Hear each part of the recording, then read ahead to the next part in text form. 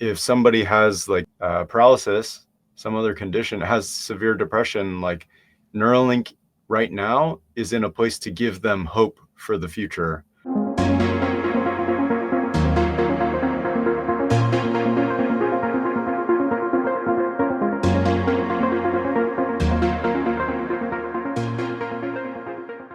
All right, welcome everyone. It is Thursday, bright and early. We have a special podcast for you. A couple weeks ago, we had met with Nolan, the first ever Neuralink patient, and it just sparked my interest even more. And what better way than to talk to Ryan, who I had met at the Takeover last year, and actually at a couple of other Tesla events. And he runs the largest Neuralink podcast. Ryan, how's it going? Hey, what's up, John? Thanks for having me on. Yeah, well, thanks for joining us this morning. And I know you are a very busy man, but Ryan, tell us a little bit about your background, and then let's get into like why, out of all things, start a Neuralink podcast. Sure. Yeah. Well, I studied civil engineering for my undergrad, and then worked at Tesla as an intern during that schooling. After doing undergrad, I did another internship on the charging infrastructure team at Tesla, and then went to grad school. And then after grad school, I started this podcast. Um, it was because I was basically super interested in Tesla, in Elon, and Tim Urban released this lengthy blog post that was it's as long as a novel, but it was so fun to read through that. And then Elon went on Joe Rogan's podcast, and both of these, the blog post by Tim Urban talking about Neuralink and Elon talking about Neuralink on Joe Rogan, those two really just made me realize that this was going to be a game-changing company for so many people. And that's really what made me start the podcast. Was I just realized, like, there's no company that resonates with me more than a company that could help people cure their depression or resolve issues related to like blindness or paralysis or dementia.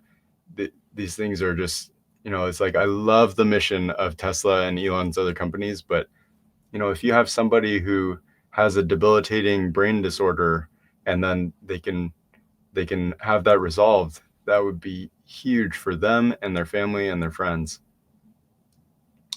Yeah, tell us a little bit, about like potentially the origin story of Neuralink, from your understanding, and what brought about this company. Because again, I met with Nolan, and you were exactly right, and I love how you stated that where there may not be another company with a cooler mission or a bigger impact, because you look at someone like Nolan, who and really the people that are most impacted are his family members, which he was very clear about. They're the ones who pretty much had to change their whole life to help take care of him, because he cannot any longer take care of himself. And so something like Neuralink will help people like paraplegics, and people with just disabilities, and will help them to be more functioning and be able to take more control, as long as and so, like, even for him, he says since Neuralink, it's just, it's taken a lot of responsibility even off their back. And so, tell us a little bit about the origin story of Neuralink. Sure. Well, so the first that I publicly heard of Elon mentioning anything about Neuralink was, I believe, at a Recode conference. It was with Kara Swisher in 2015. Yeah. And he brought up this idea of a neural lace that you could use the brain's vasculature network to implant something that could reach all areas of the brain and basically help humans connect with computers or digital devices to not have AI run way past us. And that same idea is what sparked him to start the company. obviously they've changed the idea now from having that like kind of neural lace concept to just a single brain implant. Eventually, I think they'll get to this point where they will want to have many implants or a larger implant or even one that replaces like your full skull. And that if they do that, that's probably at least 2 decades away. Um, but yeah, so I guess there's two main missions for Neuralink. One is the longer term grand vision that Elon's always had, which is, yeah, connecting humans to digital devices for long term AI symbiosis and just making sure that our collective human desires don't misalign with what digital devices end up choosing to do. Uh, there's always all these concerns about AI running away or uh, engaging in things that we don't want it to engage in.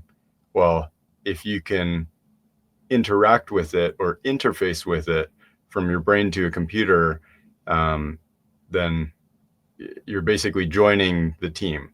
And so Elon's popular phrase is, "If you can't beat AI, then join it."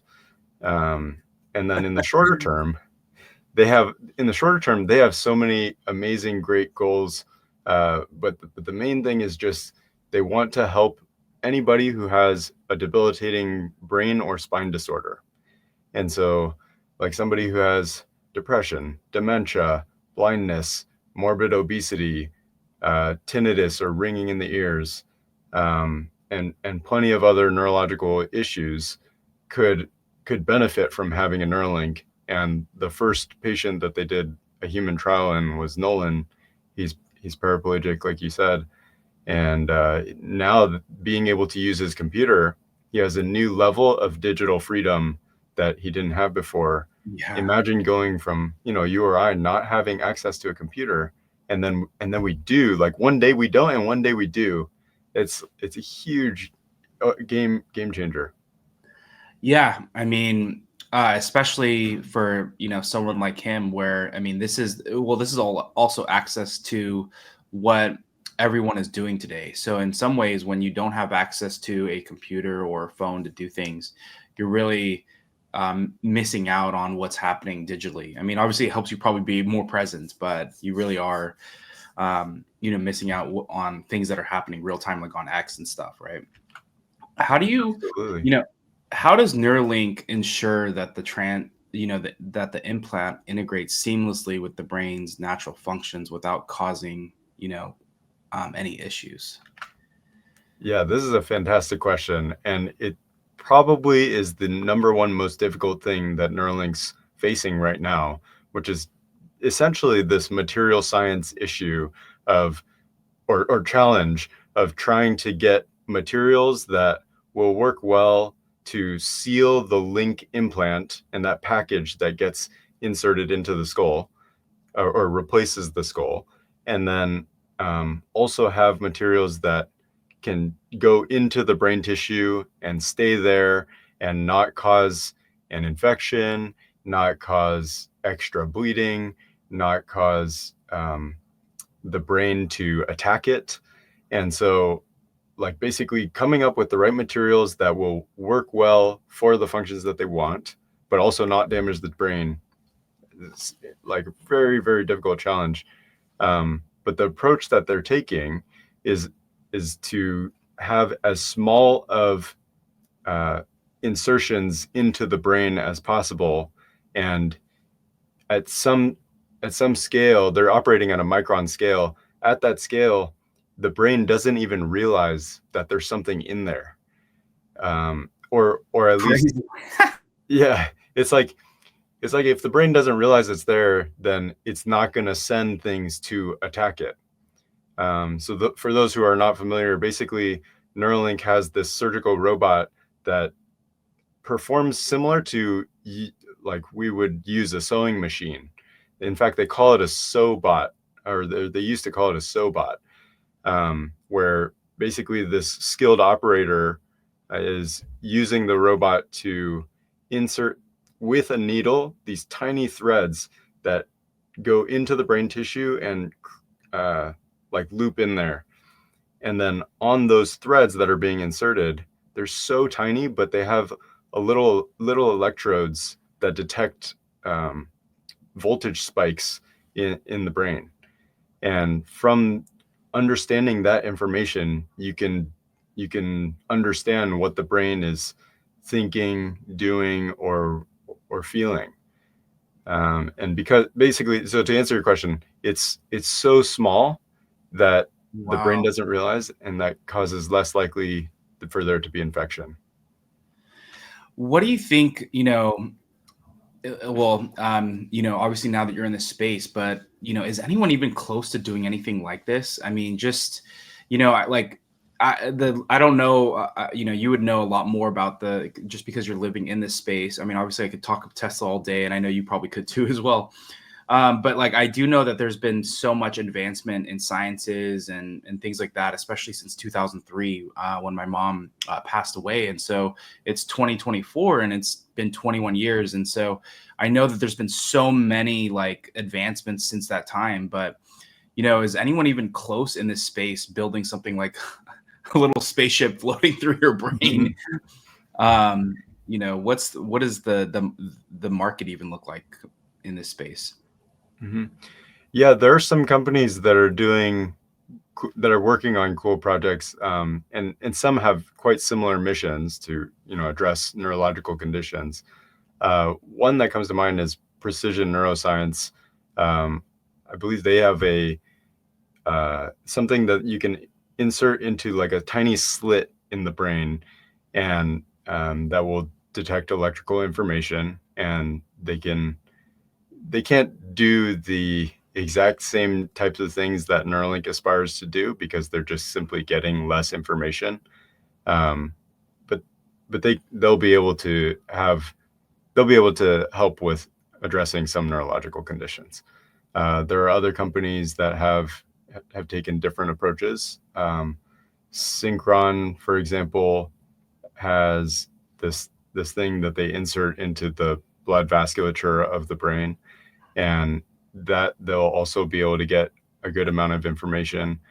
But the way that I see this shaping up longer term is likely Elon is just so amazingly good at getting teams to like be inspired to work on these hard problems, and the teams that he assembles are superior in almost every way to the competition. And we see Yeah. this like you see this at Tesla, right? Yeah. SpaceX Uh, too. yeah, exactly. It's SpaceX, and I assume the same is true at Boring Company. I've met employees, like people that I used to work with at Tesla, like they're amazing. And people that I know who I went to school with that work at SpaceX now, they were equally amazing.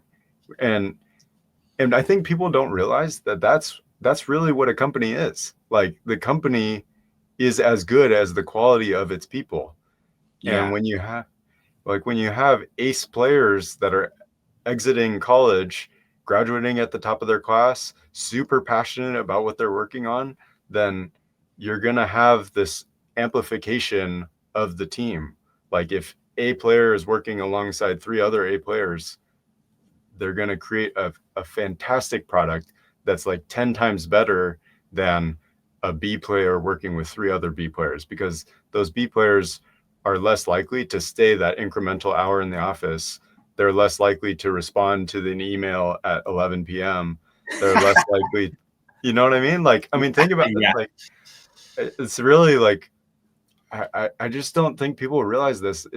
It bothers me a lot actually with Tesla as an investment. Like people, they should really realize like, okay, you're not investing in some arbitrary thing. You're actually investing in the people that work at Tesla. Yeah. Elon's their manager. He's the most effective manager in the world, and they're all like willing to break their backs and bodies for this company and for the mission and for their teammates, for their other coworkers. Yeah, I And can't Oh, sorry. I can't speak to, Neuralink as far as like I don't know how much hop over, let's say, from like X or SpaceX to Neuralink. But what I can say is what is crazy about all of Elon's companies, and Neuralink obviously would be included in that, is that he's able to recruit the top talent. So I'm like literally reiterating what you're saying, the top talent, and they get bought into the mission. And more importantly, if you get bored doing one thing, you're like, you know what, I don't want to make a I don't want to play with the Tesla AI today. I want to go and work on maybe like whatever on the SpaceX rocket engines, or I want to go work on a social media platform. I mean, you see this time and time again. And so that's how you can retain the best talent, is that you have people that can move from the most innovative companies on the planet right now, if they get bored, right? I've seen it. You can even go to XAI now. I mean, it's just but yeah, I think that that is the differentiator in all of this. I, yeah, completely agree. I know there's one person in particular that I'm thinking of that worked at Neuralink and at X when Twitter was first being taken over. And being able to split that time, I think, is really valuable. And if you have a fantastic contributor, then you want to retain them as much as possible. And if they have skills that can Exactly. translate, it's huge. Well, so I guess the point of me bringing up this team is that the people that I've met at Neuralink are equally, and in some cases more capable and fantastic, and also super passionate. A lot of times these employees have somebody that they know in their family or their best friend who suffers from something that is debilitating. They cannot live a a life that they once knew. And so if somebody has like their aunt or their uncle or even their younger brother, or their daughter or son, um, has paralysis, and or some other condition, has severe depression, like Neuralink right now is in a place to give them hope for the future. And that's a Yeah. huge, I think that's also an underrated aspect of what they're working on right now. But in the future, they'll literally be able to fix some of these issues. So you went into a little bit about how there's this, the Neuralink is so small that essentially the brain can't detect it, it won't attack it. But how does something so small then translate, like signals into actionable actions? Sure. Pretty much what's happening with Nolan right now. Yeah. Well, so I've come to learn that the brain is essentially just electrochemical uh, uh, reactions that happen. And if you understand those electric signals, then you can understand what the brain sees, feels, or does. And or hears, or perceives. And with that information, you can very exactly understand what Nolan wants to do with his arms, um, what he's thinking about, um, or in the future they'll be able to understand what he's thinking about. Right now, the implant is in the motor cortex, so they can understand what he wants to physically move. I guess a little bit of uh, context for folks who don't know. When people are paralyzed, their brain is still able to send information to their limbs. It's simply that they have a spinal cord break, and therefore the signals from their brain, they just do not physically get past the spinal cord break to the part of the spinal cord that would send signals to their limbs. Yeah. Um, So in Nolan's case, like if you could just figure out what the brain is trying to tell, or what it is telling the spinal cord to do, and the signals are just not getting there, and then you have an implant downstream of the spinal cord break, then you would be able to stimulate movement. Um, and that's like the hope for the future of curing paralysis, or resolving that for these folks. In Nolan's case right now, um, they're simply understanding what he wants to do with a mouse cursor and what he plans to do. Like basically, before we do anything, our brain is already planning, and then it takes action. Well, in his case, like instead of doing the actual physical action of moving a computer cursor to a specific spot on the screen, instead he just has to like be ready to do it, or be thinking I'm gonna do it, and then Neuralink is reading those signals from him planning to do it, and then just like sending that to the computer and acting on it as though he did move the mouse. Wow. Yeah, no, it's incredible.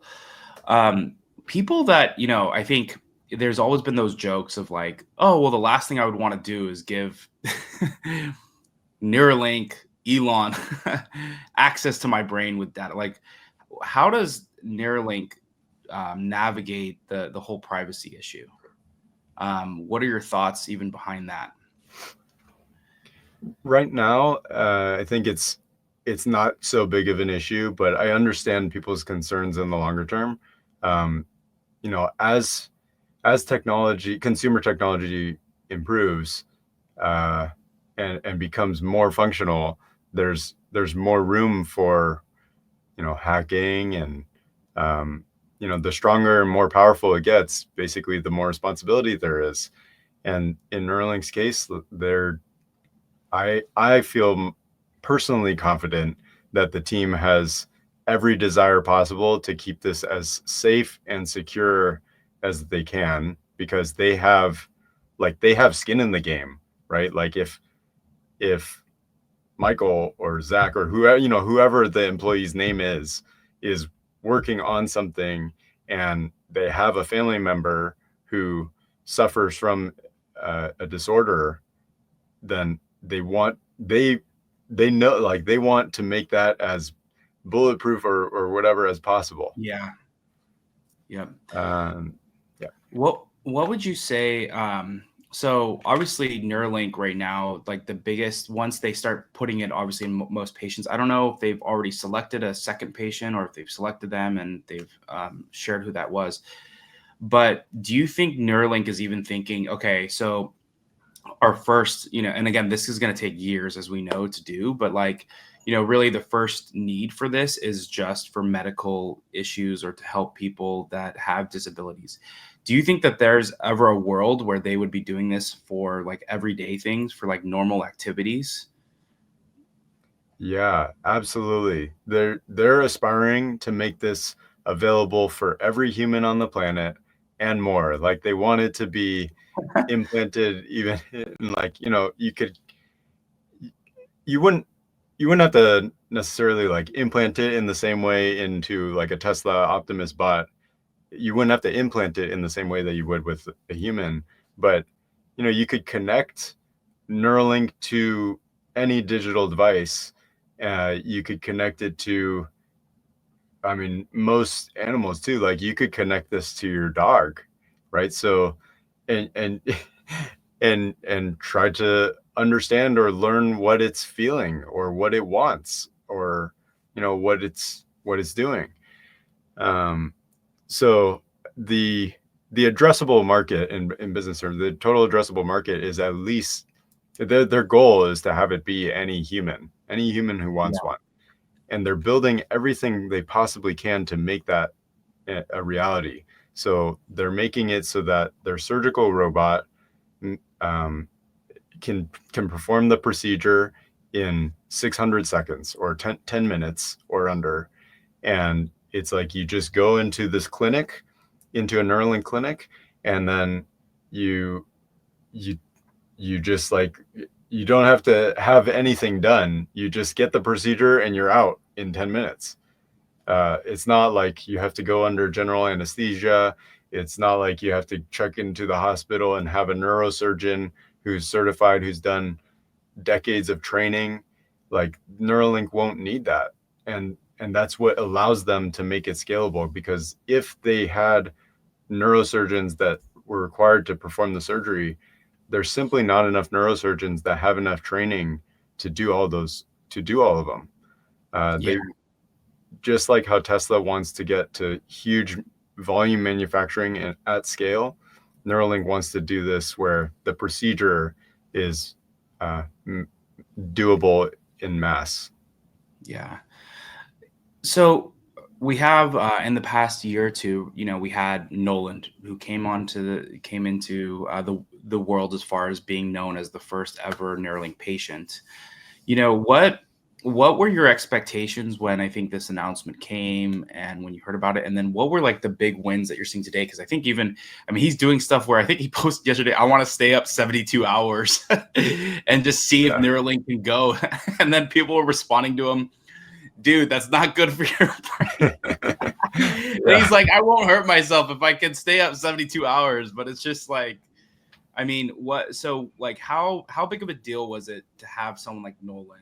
And then like what were the big wins that you saw that came out of having the first ever Neuralink patient? And it's still ongoing. I mean, he told us he's checking in with them on a regular basis, even now. Right. Yeah, this list is so long that I'm gonna have a difficult time like The keeping most all these important items. ones. Okay, yeah. um, Gosh, I mean, I think he is such a great advocate for the company and the technology. Like his attitude, number one, has gotten him through. I mean, I haven't even met him yet. I'm going to in a few days, but um, based on all the interviews that I've seen of him and just following him and staying up to date on learning more about him, like his attitude and personality have probably gotten him through so many difficult times in his life. And now, like, the world is so fortunate to see him basically as an example for what Neuralink can enable.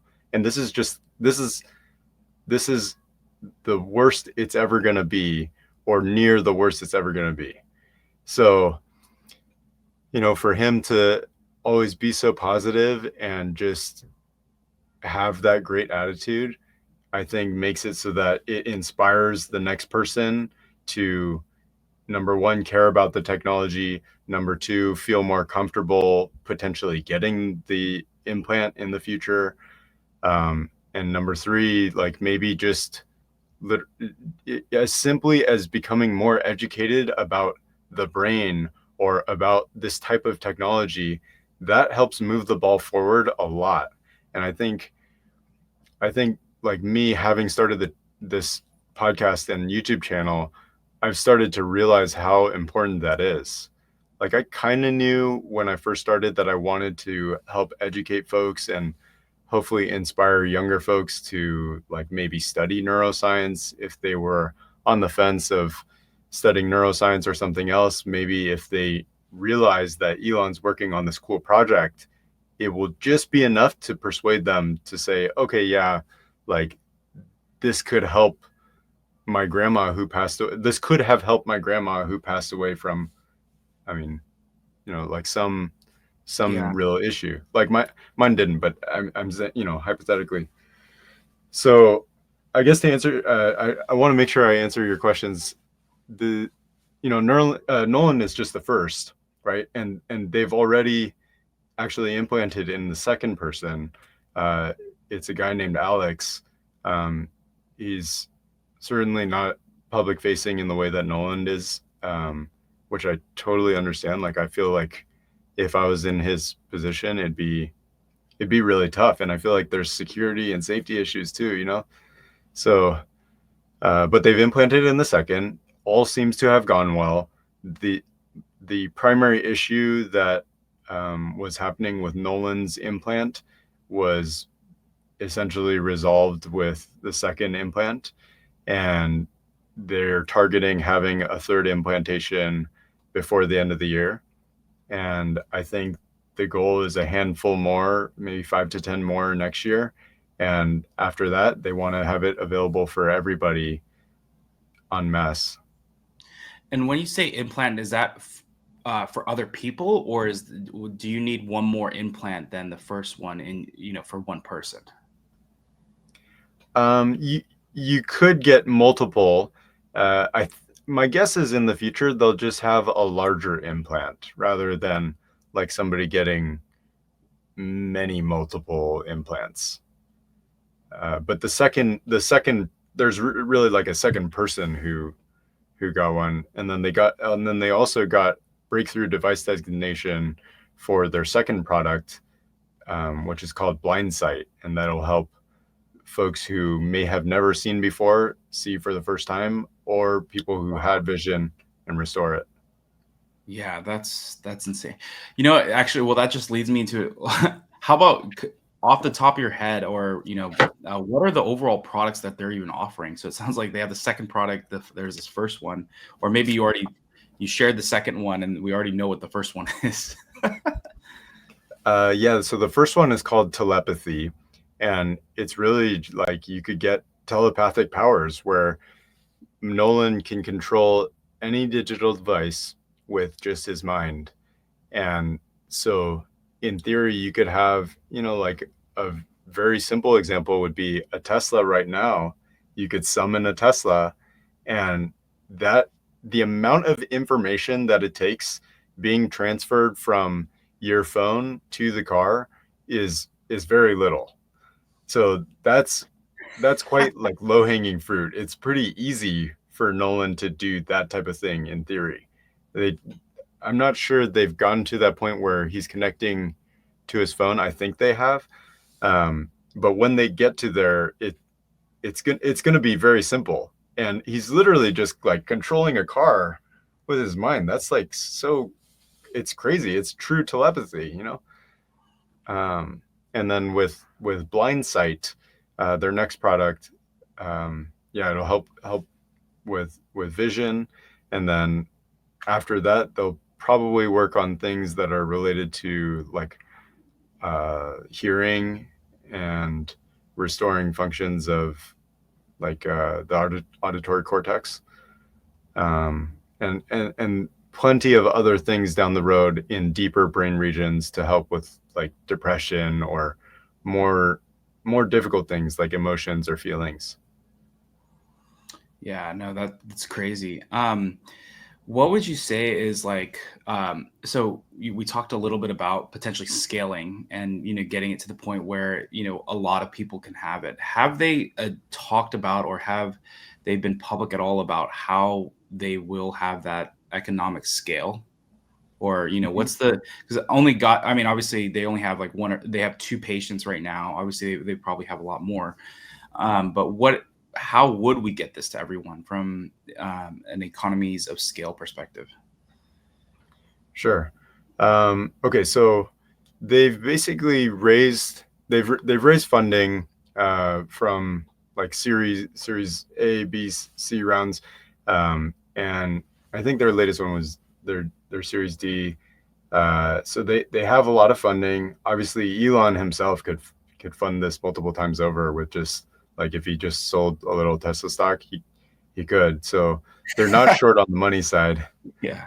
Um, and then as far as like getting this cost down of the actual implant, Elon's recently talked about how like they want to get this to a place where it's $1,000 or $2,000, and to get to that would take a lot of hard work and a lot of things to go right. But in order to get to there, like Neuralink's building this huge clinic in Austin to try to make it where people can just walk in and walk out, basically. I mean, some at the beginning will be like non-elective procedures, and those will be more likely to get covered by Medicare.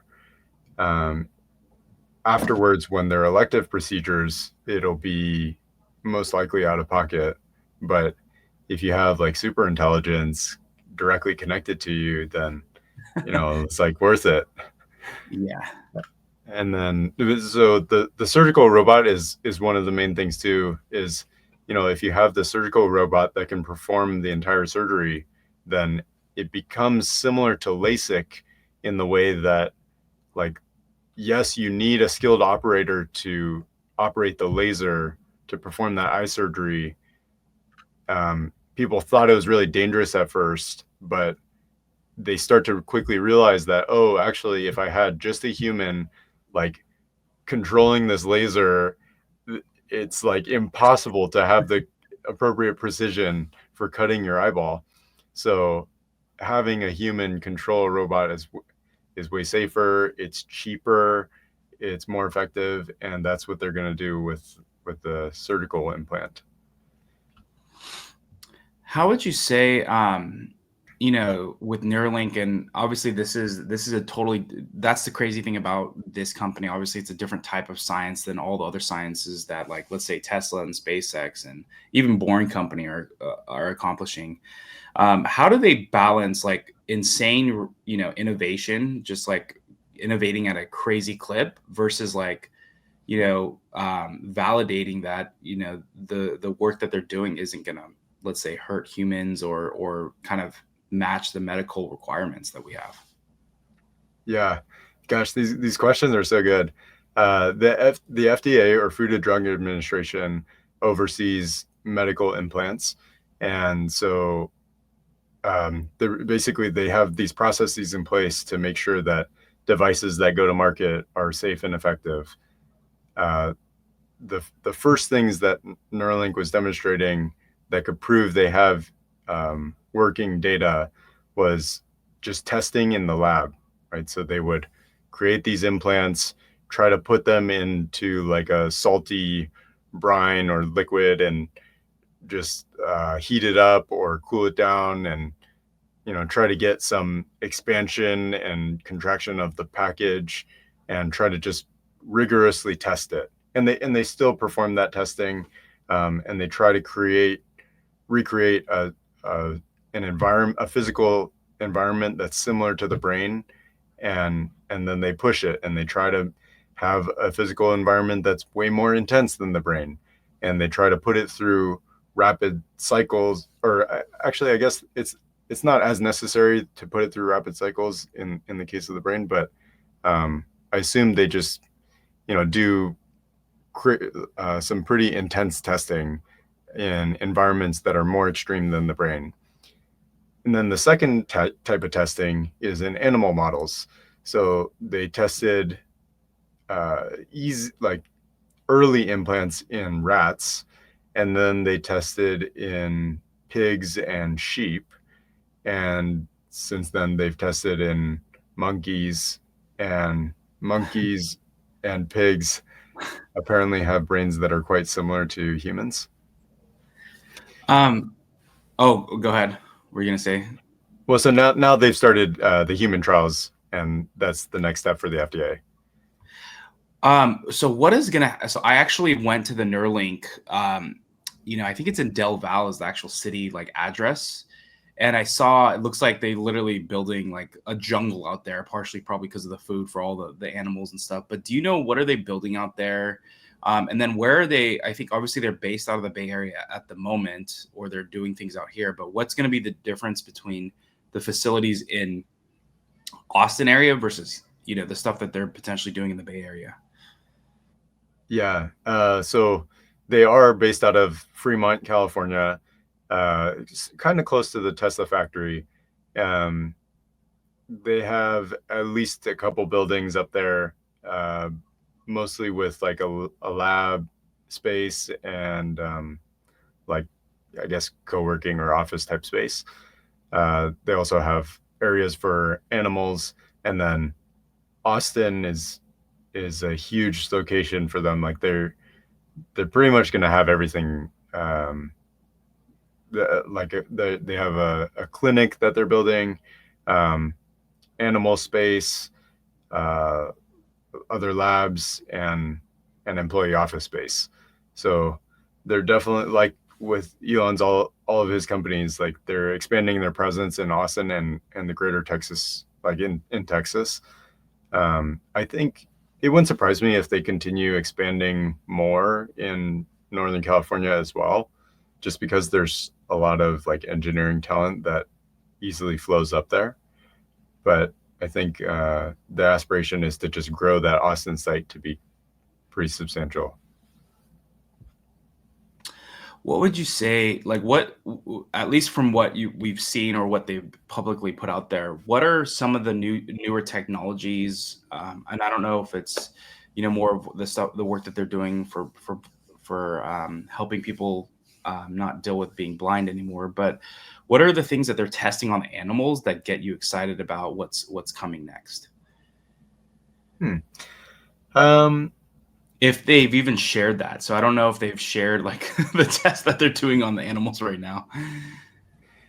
yeah, I mean, I think a lot of last testing that they do in animals prior to humans is is quite similar. Like it's rare that, or I think well, especially now that they've tested in humans, it's like the amount of total like unexpected situations happening is decreasing, right? Like they have enough testing now where the likelihood that they're going to get blindsided by something is like it's just less likely, less and less likely.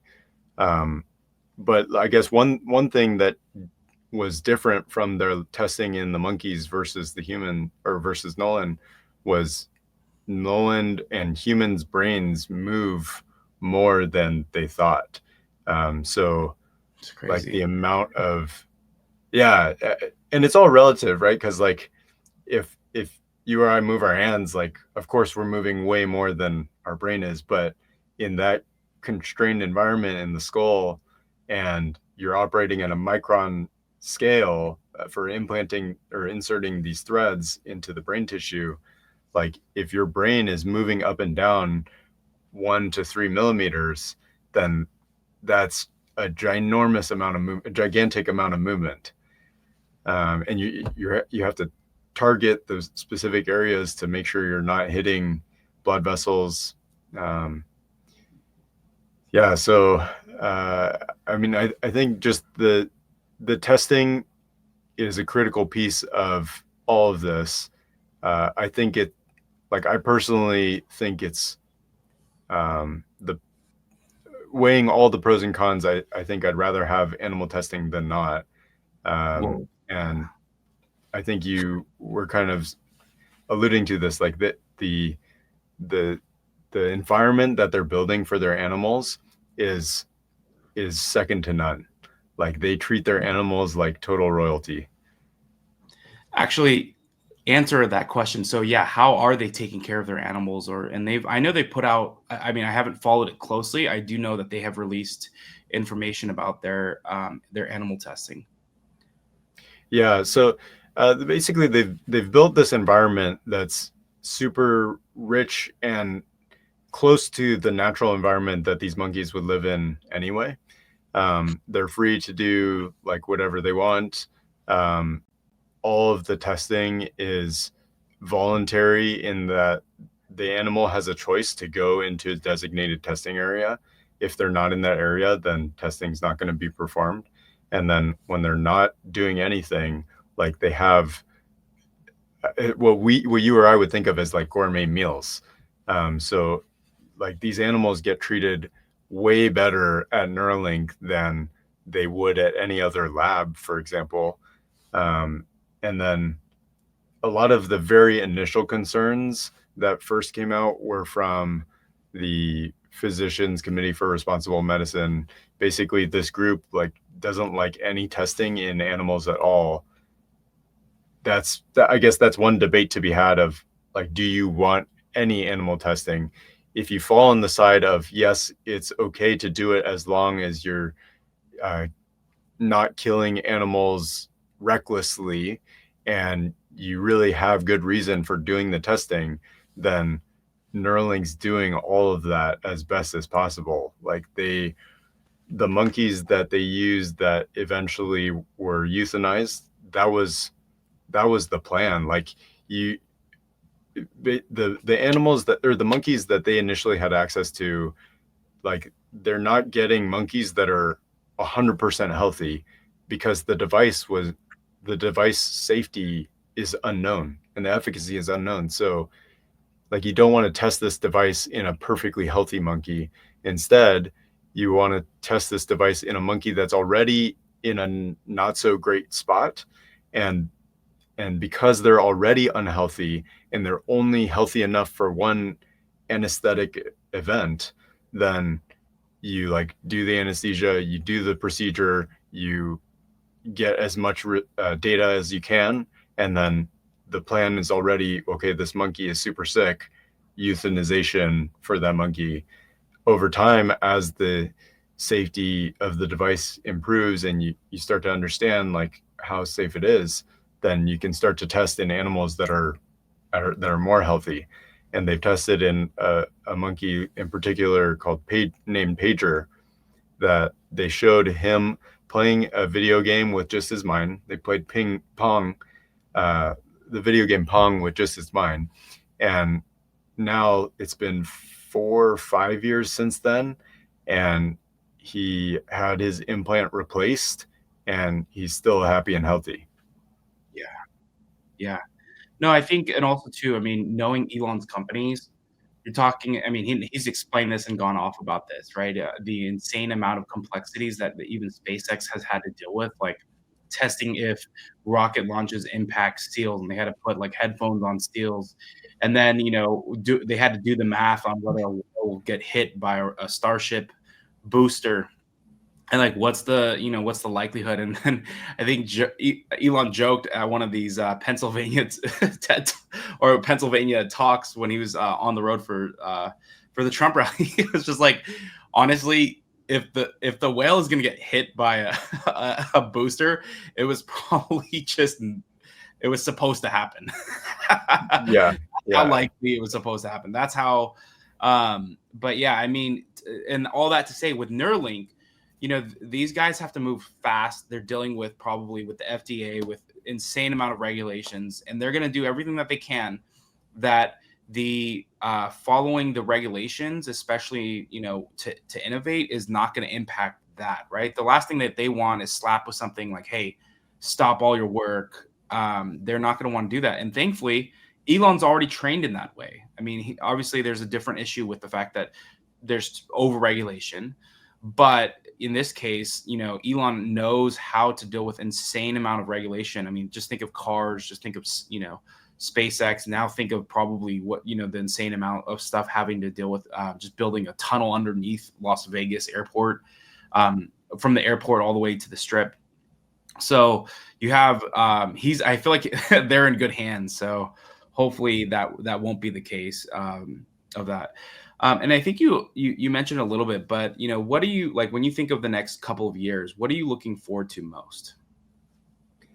Um, yeah, I mean, I think your point about the regulation and Elon's experience is totally accurate. And then looking forward to the most, I think, so part of it is on Neuralink's side, just like continuing to make progress in the next patient and the next patient, and hopefully they have good results. And um, I think things will go well on their end, and I have no doubt that they're gonna continue hiring the best people and just making good progress. Uh, the thing that initially comes to mind is I want the public to become more aware of what Neuralink is doing. Like it, Yeah, it makes it more likely that they're going to be able to have access to participants for the study who are more aligned with what they're specifically wanting. It also makes it more likely that they're going to have like the next incremental great hire. It makes it more likely that, like the next young person is going to study and dedicate their life to neuroscience.